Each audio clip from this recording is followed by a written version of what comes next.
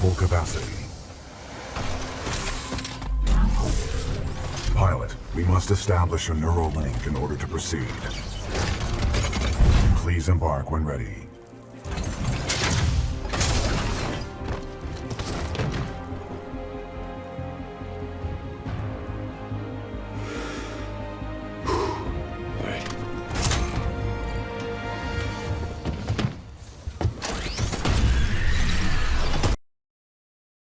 What's up everyone, thanks for tuning in to another Crafty review.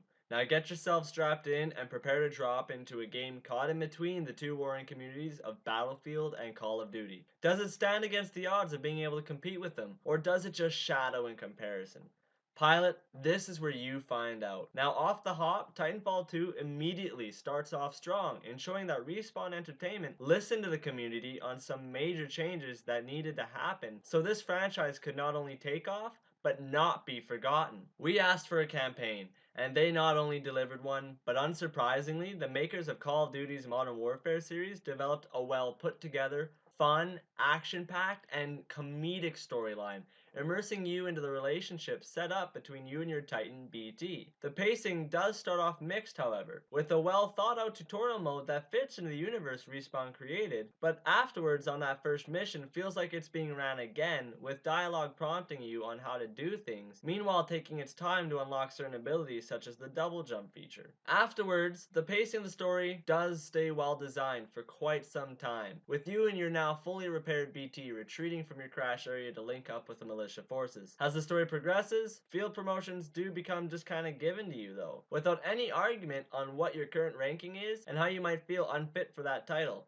After all, your character Cooper just wants to be at the rank of pilot and already received that acting promotion early on in the events of the first mission. Instead, if the story focused just on you having to slowly progress into fulfilling the mission that was otherwise left incomplete, it would have felt far more natural. Now, excellent lines between Cooper and BT move your relationship along at a very believable pace. However, sadly, the campaign does come to a fairly early end at about the 5-hour mark, following a ridiculous trend now commonly seen amongst most shooters, including EA's recently produced Battlefield 1. Ironically, one major flaw is when Respawn makes attempts to make you feel for the malicious cause. This is in part because other than some brief dialogue and some side notes during some missions on how the IMC treats the frontier, you never truly see any of it at a gruesome level to pull you into hating on the IMC. If Respawn focuses on putting the same effort they use towards you and BT's relationship and focus that into developing an argument and story for the militia and IMC causes, it could prove to be an exciting journey on which side you find yourself identifying with. One way that Respawn could execute this is by maintaining the same length of campaign but duplicating it into 2 or even 3 separate ones, each with their own set of unique characters, areas, relationships, and causes.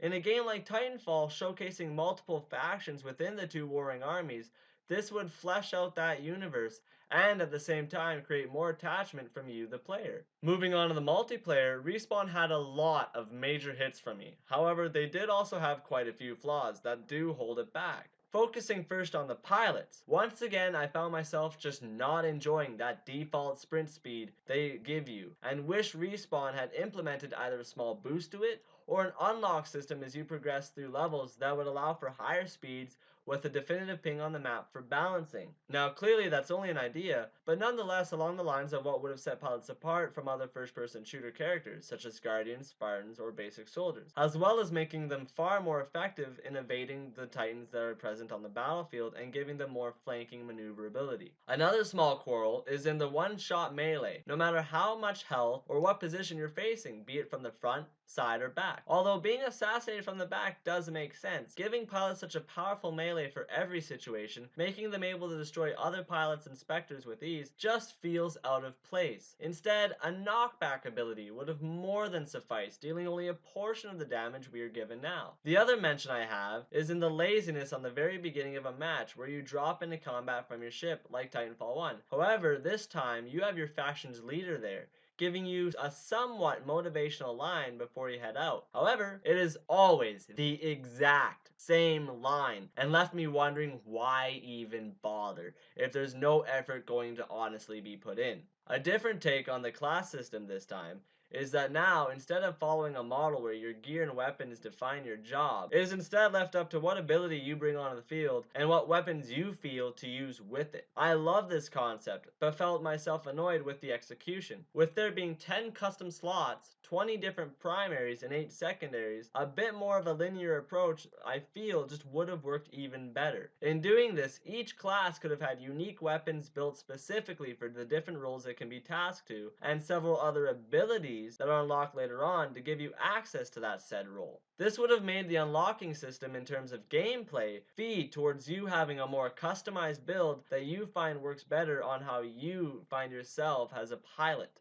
Now on to aesthetics. Each of the 7 classes have a unique but non-customizable look except for the camos. If Respawn had developed each class to come with a robot and human variant with say 7 helmets, chest, arms, gloves, pants, or knee pads, or even boots, they would have fed you a feeling of making your pilot your own, not just in terms of gameplay as mentioned above. As for your Titan, Respawn starts off on a high note, bringing you 6 completely different Titans, of which you can customize their skin, gun skin, and mods of their respective abilities. Basically, it's the same format that was used for your pilot. Now keep in mind, Respawn still does deserve recognition for bringing us more customization than Titanfall 1 ever provided. But again, the execution could have been far better. And although these aren't direct negatives, I do seriously hope to see an even more customizable approach brought forward in the near or late future. As with wishing pilots were faster, Respawn changed up the Titans to make them far less tanky than Titanfall 1, and it is not a good change. Shields are no longer equipped at spawn and are instead gained by picking up batteries found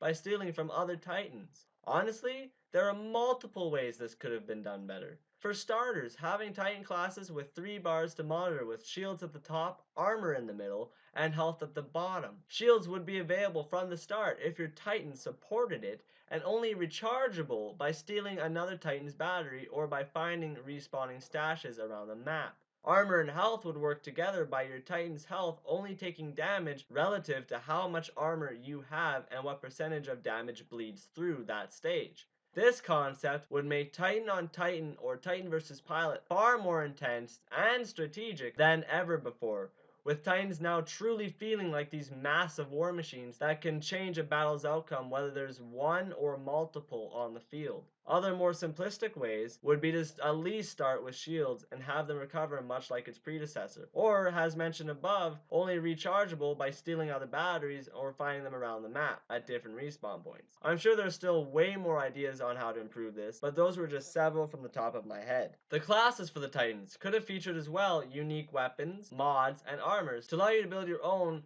off of the template given. Hell, after showing such a good job on developing a relationship with BT, why not carry that into the multiplayer with say a backstory that the Titans are just bodies and the actual AI of them have to be recalibrated into it, which is why they are built faster as your combat effectiveness during the match increases, allowing it to sync better. Combine all of that with the ability to program different voices, say 5 to 7 male and female ones, as well as the ability to name your Titan, and wrap that all together with progressive unlocks, including all of the different skins already available, and you would find yourself with a probability of hundreds of hours of gameplay, mastering and unlocking each class, be it Titan or Pilot. Hopefully we'll also get to see more classes brought forward as Titanfall 2 goes on with ideas like artillery or engineers, giving us new ways to experience the sandbox provided. A couple other side notes would also be in that the AI is better than Titanfall 1 in terms of multiplayer, but falls short when compared to their counterparts on hard or higher in the campaign, who can honestly be lethal. As well, the only 2 game modes at the moment which feature them are attrition and bounty hunt, with amped hardpoint, capture the flag, free for all, pilots versus pilots, and last Titan standing only featuring players on the map. For some game modes like Free For All and Last Titan Standing, I'd have it no other way. However, the option to search for games with them enabled in the playlist Amped Hardpoint, Pilots vs. Pilots, and Capture the Flag would have been greatly appreciated and hopefully brought in later on, as they to me fully immerse you in the setting of 6 vs. 6 lobbies with how pilots are revered throughout the lore, as well as add to the confusion that is warfare. Lastly, private matches are here to allow you, your friends, or clanmates to learn maps, train, or just have a good time with each other, taking full advantage on giving you access to the 9 maps and 7 game modes readily available to you. Now, before I get to my verdict, one big thing I'm applauding Respawn Entertainment on is that there will be no paid DLC going forward for Titanfall 2. It has been stated that all DLC will be free, and after showing us that they are listening to the community by bringing more customization, a well-designed campaign, and more Titans, it was just icing on an already delicious cake. My question at the beginning of this video in regards to whether or not Titanfall 2 will hold up when compared to Battlefield or Call of Duty, and the answer is yes. In fact, right now it is my favorite multiplayer to sit down to, and after this review, I'll be right back at it on that battlefield with my Titan tone. With everything said, Titanfall 2 drops into the battle with a solid 8.5 out of 10, as well as my personal recommendation to head out and buy if you're still on the fence with the terribly timed release date in between Battlefield 1 and Call of Duty. Respawn almost nailed this game being dubbed as amazing with a 9 or even a 9.5 out of 10, but it was just out of reach. However, this game is absolutely fantastic. From the campaign to Titan versus Titan combat, to pilot versus Titan combat, and to pilot versus pilot combat. Whether you're playing with your friends and team up to wreak havoc, or try your luck at going at it alone and doing your best to hold the line for your team, you are going to have a blast. Well guys, that is everything I have to say in regards to Titanfall 2. Remember to drop a like and subscribe if you like this review. This is CraftyGhost signing off, and I'll see you guys at the next Crafty video. Trust me.